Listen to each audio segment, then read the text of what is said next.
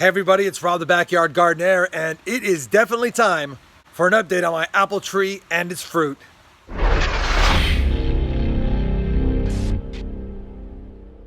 So I thought for this video, everyone, I would exclude giving you an update on the other apple trees, only because there hasn't been a lot of progress. I mean, the trees are just a few months older than the last update, and so really, the main thing is, how does the apple tree fruit look, the green apples that we're growing? Are they any bigger? And I believe they're mature now. I think we should go ahead and cut them open, take a look inside, and give them a taste test. It's gonna be a little quicker video this time because we're not gonna show you all the apple trees, but on the next update, we'll get you updated on all the apple trees I'm growing, including the 3 new ones I started less than 6 months ago. All right, let's take a look at this apple tree.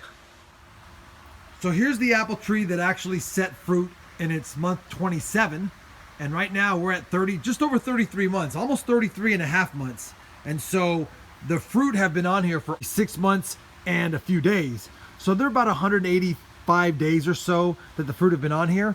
And there's not many left because I have been pulling them off slowly and surely to test them out throughout the season to see what they look like.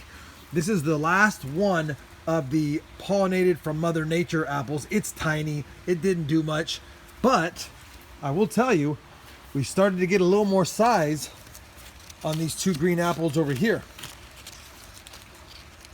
So now they've gotten to about 1 inch around, just slightly bigger on one of them. And I don't think they're crab apples. I think what we have here is some small green apples that are only small because it was the first year the tree fruited and it's a small tree.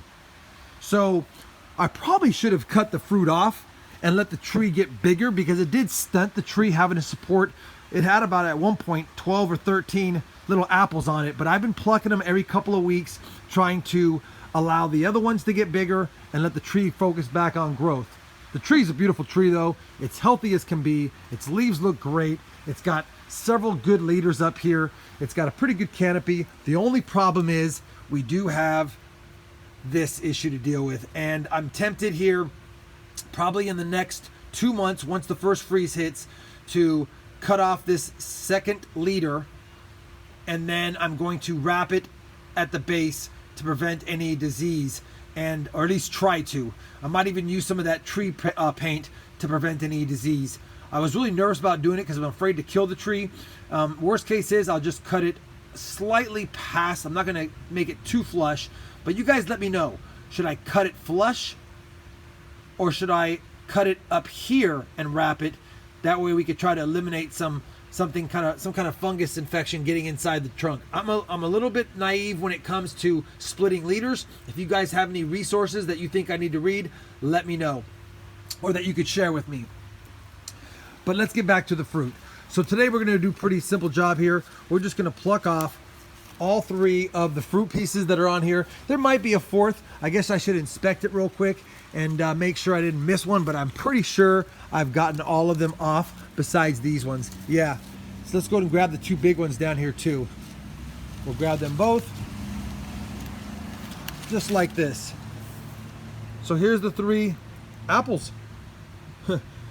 First year though, what do you expect? Let me take a second, inspect the tree for any other fruits, and I'll be right back. All right guys, I don't see any other fruit, and just to give you the last final update, this tree is about 8 feet tall now. So, and I'm reaching all the way up, and I'm 6'1", so it's about 8 feet tall. So it did put on a little bit of size this year. Now that we removed the fruit from the tree, the last few pieces of fruit, and it's starting to cool down out here in Texas, I'm hoping it can add on a little bit more foliage, some new shoots here. I'm not going to do any topping to this guy. I'll wait. If I do any pruning, it'll be done in the spring or late winter, but I do plan on handling this second leader down here like I've pointed out. All right, let's get these cut open and let's get these tested. All right guys, so we have the 2 larger specimens right here. Let me go ahead and get this one cut open. I want to be a little careful with this knife because I don't want to cut it so fast that I damage the seeds, but you know what, inevitably it's so hard to find the spot to cut like we just did. Of course, we cut through all the seeds.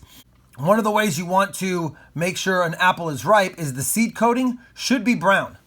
And I believe, if you look at this, looks like, other than the flesh part, there we go, looks like we have brown seeds.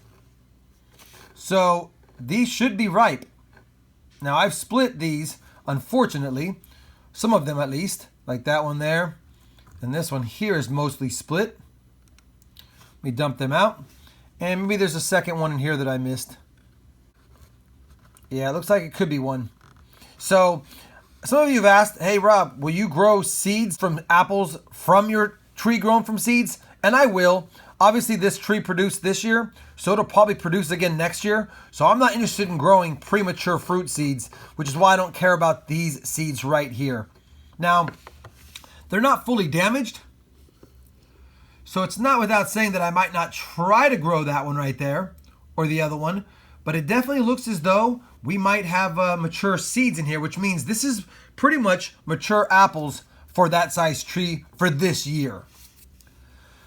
Next thing I want to do is I'm going to go ahead and cut off the stem, and we'll cut off a little bit of this base here just to make it a little bit more easier to eat.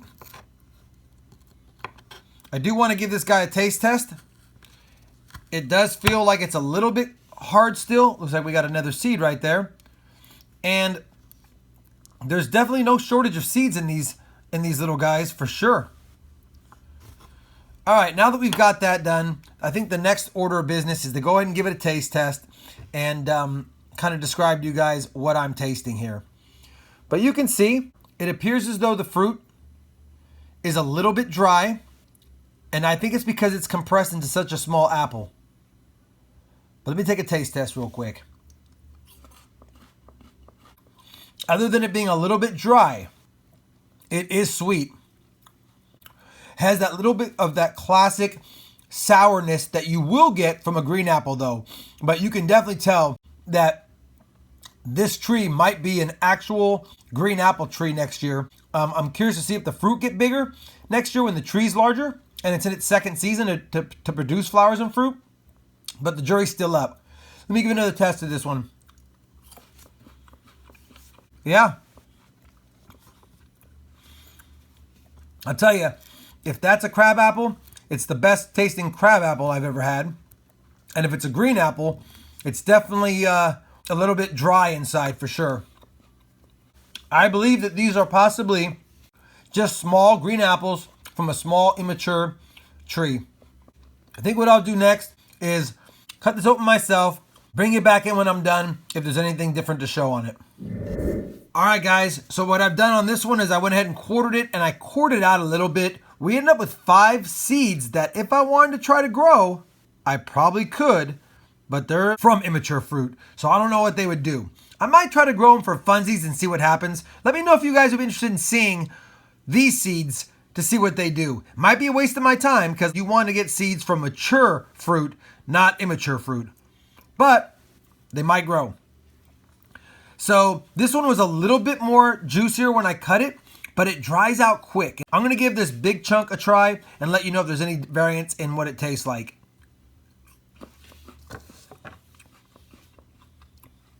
Okay, yeah, definitely more juicier. The larger the apples were, the more juicier they were. I know it's a little meager harvest, and I know it doesn't mean a lot. This wasn't about getting fruit this year. I really just wanted to develop the tree more this year, but it set flowers, and I had to try to pollinate it myself, which I did with crab apples, the Majesty crab apples. And I wasn't expecting it to really set fruit, and it did. And I watched it all year, and it was a lot of fun. And I hope you guys had a lot of fun watching along with me. At the end of the day, we got to try apples from an apple tree grown from seed in less than its 3 years. I'm very interested to see how this tree does next year.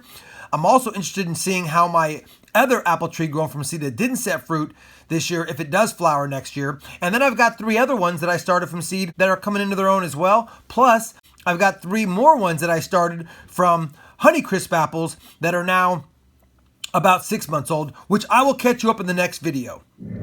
All right, everyone. Hopefully you enjoyed that update on my apple trees grown from seed series, month 33, kind of the harvest video, if you will, on this tree right back here. Remember, I have 3 questions for you that I would appreciate some help on answering. 1, I need some information on how to go ahead and remove that other leader. If you have a resource or a video or suggestions, please leave them down below. I'd appreciate it. Also, are you interested in having me grow those immature fruit seeds to see if we actually can get them to sprout and grow something during the winter? Let me know and I'll put it in my indoor grow room. And then finally, what are your final thoughts on the apples that I harvested? Do you think they're going to be full grown or more mature apples, bigger apples next year? Or do you think it might just be a crabapple tree that tastes a little better than normal crab apples? I'd love your thoughts on all of them. It's starting to rain right now, so I've got to cut this video short. Hopefully you enjoyed this update. If you did, I'd appreciate a thumbs up. And as always, everyone, happy gardening and thanks for watching.